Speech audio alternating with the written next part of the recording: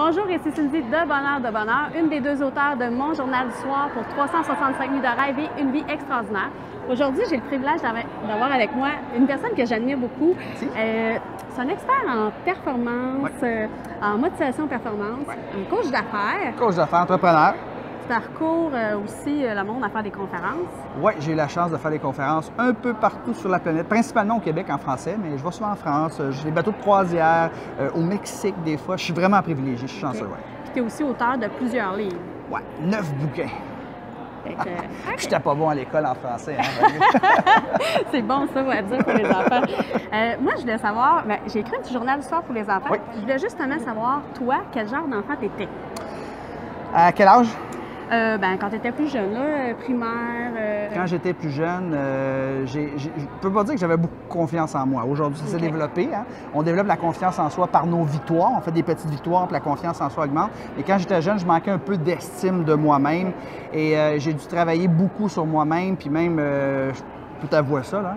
À l'âge de 16-17 ans, j'ai même pensé là, des pensées noires. J'ai même pensé disparaître. J'ai vécu beaucoup de rejets de la part de personnes qui étaient en autorité par rapport à moi. Donc, j'ai dû me refaire une confiance. J'ai commencé à lire des livres sur la motivation, le développement personnel pour comprendre pourquoi certaines personnes avaient plus de succès que d'autres. C'était quoi leur façon de penser, leurs habitudes au quotidien. Et à force de lire ces choses-là, puis de se fixer des petits objectifs, puis gagner de la confiance, j'ai pu m'en sortir. Mais je peux pas dire que j'avais une personne qui avait une haute estime de lui-même quand j'étais jeune. Au contraire, c'est une faible estime de moi-même. Tu étais beaucoup dans les sports aussi, je pense. Les sports m'ont aidé. Je jouais au hockey, comme la plupart des jeunes Québécois. Donc, le fait de faire un sport d'équipe, le fait de pouvoir sortir le samedi soir parce qu'on avait un couvre-feu, parce que le lendemain, on avait une partie, ça m'a beaucoup aidé. Ça m'a aidé aussi à me faire des amis. Parce qu'on déménageait souvent. Quand j'étais jeune, on déménageait une douzaine de fois. Mon père était dans le domaine de la construction. Donc, quand on changeait de ville, on arrivait dans une nouvelle équipe de hockey. Donc, on se faisait comme une douzaine de nouvelles amies rapidement. Donc, ça, j'ai beaucoup aimé ça. Ça m'a aidé, oui. OK. Puis si aujourd'hui, tu aurais la chance d'aller reparler au petit Patrick quand il était jeune, pour l'aider dans sa vie à évoluer, qu'est-ce que tu aurais le goût de lui dire? Tu parlais de confiance tantôt un petit peu, mais est-ce que... Puis je dirais, à cet âge-là, surtout là, quand on est jeune, une des choses qui est le plus importante, c'est le cercle d'influence, les gens qu'on décide avec qui se tenir. Puis moi, je me rappelle, j'ai une anecdote que je peux raconter. J'avais à peu près 10 ans, je venais de déménager au Saguenay-Lac-Saint-Jean et j'avais un ami qui n'était pas une bonne influence pour moi. Il s'appelait Carl, je me rappelle de son nom. Puis on est allé dans un magasin à grande surface, l'équivalent, c'est un Woolco, l'équivalent d'un Walmart aujourd'hui. Et puis il avait pris un petit canif comme ça, puis il l'avait mis dans mes poches. Puis il dit, on s'en va, on sort. Je savais que c'était du vol. Mais je voulais être ami avec lui, puis je voulais pas le décevoir. Fait qu'on est sorti du Woolco, puis on a volé. C'était des petits canifs, là. Ça coûtait peut-être $1, mais peu importe le montant, c'était pas correct de le faire. Et ma mère, elle a trouvé le petit canif chez nous. Puis elle a dit, c'est quoi ça? Puis là, je suis devenu blanc, pas grave de mentir. J'ai dit, c'est Carl qui l'a mis dans mes poches. Elle a dit, qu'est-ce que tu veux dire? Il l'a mis dans tes poches. Vous l'avez volé. Et là, ça a été fini. Mon père est rentré à la maison. Et quand il est rentré à la maison, je suis allé me coucher sous le lit. J'avais peur. Mon père, c'est un gars sévère, pas autoritaire. Puis là, il dit, sors du lit. Il a levé le lit comme ça. Puis il m'a sorti du lit. Il dit, on s'en va au magasin. Là, on est arrivé chez Woolco. Il y avait à peu près 200 personnes en entrée. Puis il a dit, je veux voir le gérant, s'il vous plaît. Il l'a dit tellement fort. Tout le monde s'est tourné vers nous autres. Le gérant est arrivé et il a dit, mon fils a quelque chose à vous dire. Et là, à genoux, il m'a fait mettre à genoux. Et là, je me suis excusé d'avoir volé le petit canif cette journée-là. Et mon père me dit, c'est la dernière fois que tu voyais Carl. Ça a été fini. Parce qu'on devient avec qui on se tient. On est la moyenne des 5 personnes avec qui on se tient le plus. Puis surtout quand tu es jeune, on est vulnérable, on est influençable, on veut tout faire pour gagner l'estime de ceux qu'on estime. Fait qu'il faut faire attention pour se tenir avec des gens qui ont une bonne influence. Fait que si vous vous sentez avec des gens qui n'ont pas une bonne énergie, qui sont négatifs, bien arrêtez de fréquenter ce genre de personnes-là.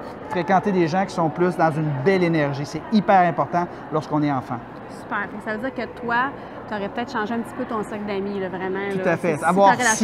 Avoir su, j'aurais été plus prudent par rapport aux gens que je fréquentais quand j'étais plus jeune, même à l'adolescence également. Ouais. OK, super.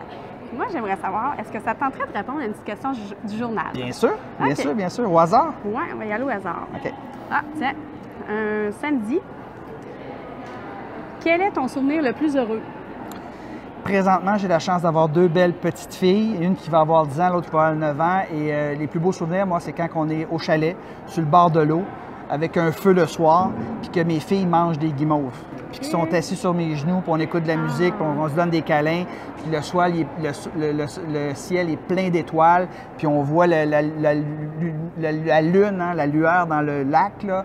Pour moi, c'est un moment magique. Puis il n'y a pas plus beau moment au monde, c'est d'être avec les gens que j'aime en campagne, dans la nature. Je suis contente que tu nous partages ça, parce que c'est souvent ça, les enfants, hein, ça n'a pas besoin d'être des grandes affaires. C'est un petit moment. De se coller, puis de dire qu'on s'aime, puis de partager du bon moment ensemble, c'est ce qui est le plus important. Wow, merci. Juste pour terminer, ça, c'est un petit outil pour aider les enfants dans la routine du dodo. Toi, est-ce que tu as une routine que toi, tu fais avant le dodo ou...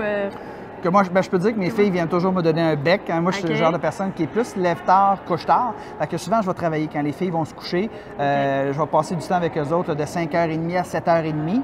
Puis après ça, je rentre travailler dans mon bureau, je travaille à la maison. Puis avant de se coucher, entre 7h30 et 8h, les filles viennent me faire un gros câlin tout le temps, puis je les couche comme ça. Puis moi, ma routine, c'est la dernière heure avant d'aller me coucher. Il faut que j'arrête de travailler, sinon ça tourne dans ma tête.